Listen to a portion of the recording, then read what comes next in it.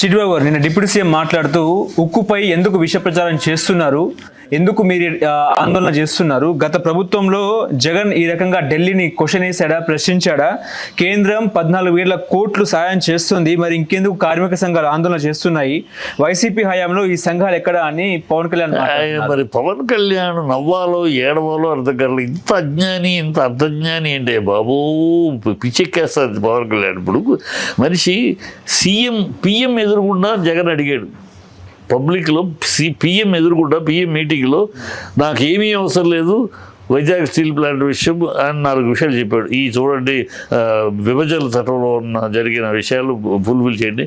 పబ్లిక్లో పిఎం ఎదురుకుండా మీలాగా పిఎం దగ్గర చేతులు కట్టుకొని చాక్లెట్ ఇస్తే తీసుకొని చేయలా, శంషేర్గా అడిగాడు పబ్లిక్ మీటింగ్లో. అడగలేదు అంటాడు. నువ్వు 14,500 కోట్లు దేనికి ఇచ్చారు తెలుసా? పవన్కి ఏమన్నా తెలిసి మాట్లాడుతున్నాడా? పక్కన అర్థజ్ఞానం అజ్ఞానిగా మాట్లాడదు. ఆ ఇచ్చింది వాళ్ళకి శాలరీస్ కాదు ఇచ్చింది, దాని మీద ఉన్న అప్పులు తీర్చడానికి ఇచ్చారు 14,500 కోట్లు. ఇవాళ వాలంటరీ రిటైర్మెంట్ తీసుకుంటున్నారు ఉద్యోగస్తులు. ఇంకా రేపు ఇంకా కొంతమంది 32 ఈ విభాగాలు ఆల్రెడీ పెట్టేశారు బయటికి. 32 విభాగాలు ఫర్ ప్రైవేటైజేషన్కి పెట్టేశారు, టెండర్స్ పిలిచారు. ఏమి తెలిసి మాట్లాడతాడా? ఆయన తెలిసి మాట్లాడుతున్నాడా, తెలియ మాట్లాడుతున్నాడా? అజ్ఞాన, అర్ధజ్ఞాన, అవివేక, అమ్మాయి కూడా నాకు అర్థం కాదు. పవన్ కళ్యాణ్ డిప్యూటీ ప్రైమ్ మినిస్టర్గా, డిప్యూటీ సీఎంగా ఉండి డిప్యూటీ చీఫ్ మినిస్టర్ అయ్యుండి నువ్వు విషయాలు తెలుసుకున్నదా మాట్లాడాలి. ఎవరు ఇప్పుడు అడిగారా అంటే జగనే నేరుగా అడిగాడు కదా, మోడీనే అడిగాడు కదా డైరెక్ట్గా. ఇంకెవరిని అడగటం ఏంటయ్యా? మోడీనే డైరెక్ట్గా అడిగాడు జగన్. అది ఓపెన్ పబ్లిక్ అందరికీ తెలుసు. ఎవరైనా అడిగారా అంటాడేంటి? 14,500 ఇచ్చారంటారు. ఏంటి 14,500 దేనికి ఇచ్చారు? ఉద్యోగుల్లో జీతాలకు ఇచ్చారా? కాదు, దాని మీద అప్పు తీస్తారు. అది కూడా తెలియదు నీకు. అలాగే 32 విభాగాలు ప్రైవేటైజేషన్ పెట్టారు, అది తెలియదు నీకు. వెళ్ళిపోతుంది, అది రోజు రోజుకి వెళ్ళిపోతుంది.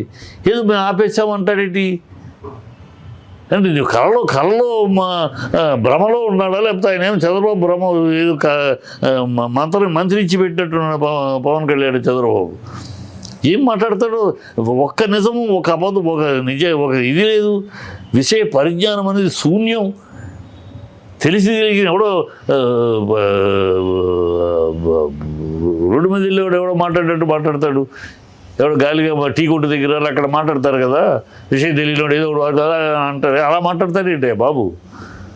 డిప్యూటీ సీఎం నువ్వు బాధ్యతతోటి విషయ పరిజ్ఞానంతో ఏం జరుగుతుంది ఏంటి మాట్లాడాలా? లేదా మూసుకొని కూర్చో, నీకు తెలియదు. అప్పుడు నువ్వే చెప్తావు పరిపాలన మాకు తెలియదు, నాకు తెలియదు అని. తెలియనప్పుడు మూసుకొని కూర్చో, సైలెంట్గా ఉండు. మౌనం చాలా గొప్పది. మౌనంగా ఉంటేనే నువ్వు మేధావి అనుకుంటారు. ఈ మాట్లాడి అవివేకం ఎందుకు అవుతావు నువ్వు? అనాలోచితంగా మాట్లాడి విషయ పరిజ్ఞానం లేకుండా మాట్లాడి ఎందుకు make yourself fool. Be silent.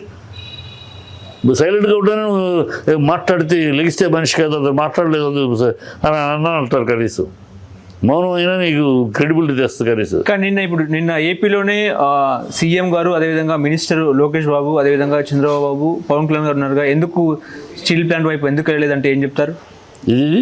నిన్న ముగ్గురు ఉన్నారు కదా, స్టీల్ ప్లాంట్ వైపు ఎందుకు వెళ్ళలేదని చెప్పేసి. వెళ్ళరు. ఇలాగ పిచ్చివాగులు వాగడం, వాళ్ళని మోసేయడానికి వీళ్ళ పేపర్లు మీడియాలు ఉన్నాయి కనుక వాగేస్తూ ఉంటారు. అక్కడికి వెళ్తే కార్మికులు తంతారు. నువ్వు అన్న మాటలంటే నా ప్రాణం అడ్డేస్తా అన్నావు. మరి 32 వెళ్తున్నాయి ప్రైవేట్కి. టెండర్లు పిలిచారు. నోటి మాట కాదు, ఆల్రెడీ పేపర్లో టెండర్లు పలికిన 32 విభాగాలకి టెండర్లు వేశారు ప్రైవేటైజేషన్కి. నిలదీశారు కదా ఇదేంటని. ఆల్రెడీ వాలంటరీ రిటైర్మెంట్ ఇంకా అనేక మందికి నోటీస్ ఇచ్చారు వాలంటరీ రిటైర్మెంట్ తీసుకోమని ఉద్యోగస్తుల్ని. 4 ఫెర్నెస్లు ఆల్రెడీ క్లోజ్ చేశారు.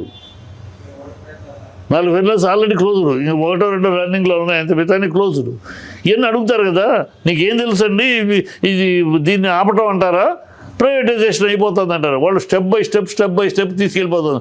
కేంద్ర మంత్రి ఫుల్ అనౌన్స్. అది కూడా ఈయనకి ఏమి చదవడం అనుకుంటారు, ఏమి తెలియదు అనుకుంటారు. కేంద్ర మంత్రి he has announced privatisation of Vizag steel plant is on, the process is on అన్నాడు. అంటే అర్థం ఏంటి?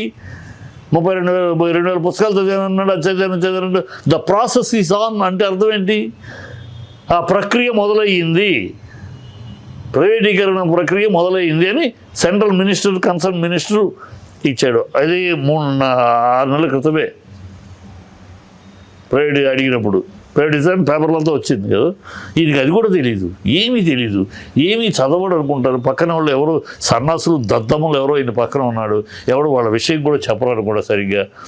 అంటే ఒకవేళ మొత్తం చంద్రబాబు ట్రాక్ అని పక్కన ఎవరు తెలివి తక్కువ వాళ్ళని తెలివి వాళ్ళని పెట్టేసేసి ఈ want to make Pawan Kalyan a fool again and again and again and again. Pawan Kalyan ఒక ఫూల్ చేయాలి, అతను పిచ్చి పిచ్చిగా వాగనివ్వాలి, అది ప్రజల ముందు అతను ఆభాసపాలవ్వాలి అని చంద్రబాబు ట్రాక్టిక్సా ట్రాక్లో పడ్డారా పవన్ అర్థం కావట్లా. ఎందుకంటే ఇంత అసందర్భంగా ఇంత అర్థరహితంగా ఎలా మాట్లాడతారో ఒక డిప్యూటీ సీఎం నాకు అర్థం కావట్లేదు. వైసీపీ హయాంలో ఈ సంఘాలు ఎక్కడ నిద్రపోతున్నాయని కూడా మాట్లాడారుగా. ఏమో వాళ్ళు నిద్రపోలేదు. ఆ వైసీపీ హయాంలోనే గొడవలు చేశారు. చేస్తేనే చేయబట్టి అలా గొడవలు ఉండబట్టే అడిగాడు పిఎంని ఆపండి పబ్లిక్ మీటింగ్లో అడిగాడు. ఎక్కడో సీక్రెట్గా పర్సనల్ మీటింగ్లో కాదు, పబ్లిక్ వేదిక మీద డయాస్ మీద నిలబెట్టి అడిగాడు. అలాగ అడిగింది ఇద్దరే సీఎంలు ఈ దేశంలో. స్టాలిన్ అడిగాడు తమిళనాడులో పిఎంను కూర్చోబెట్టి కావాల్సింది, అలాగే జగన్ అడిగాడు పిఎంను కూర్చోబెట్టి సభలో. మిగతా వాళ్ళందరూ సభలో హే చంద్రబాబులాగా పొగటం, వెనకాల తిట్టడం, ఈ డ్రామాలు తప్పితే వాళ్ళిద్దరే స్ట్రైట్గా దేశం మొత్తం మీద నిలబెట్టి అడిగారు. నిలబెట్టి మీటింగ్లు పబ్లిక్ మీటింగ్లు అందరి ముందు అడిగారు వాళ్ళిద్దరు, అటు స్టాలిన్ ఇటు జగన్. వీళ్ళు అడగలేదని అంటారంటే పిచ్చివాగుడు.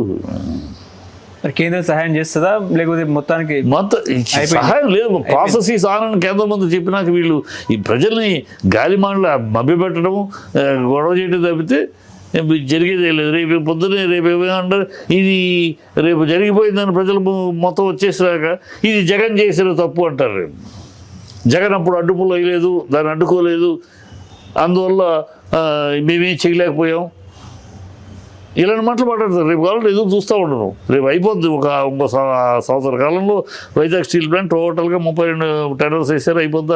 అది ఏమి ఉండదు అక్కడ, ప్రైవేట్ చేతిలోకి వెళ్ళిపోద్ది. వెళ్ళిపోయినాక అప్పుడు ప్రజలు నిలదీస్తే మేము చేయగలం. జగన్ అప్పచెప్పేశాడు, మేము మా చేయి దాటిపోయింది, మేము వచ్చేటప్పటికి మా చేయి దాటిపోయింది, ఇలాంటి కాకమ్మ కథలు చెప్తారు.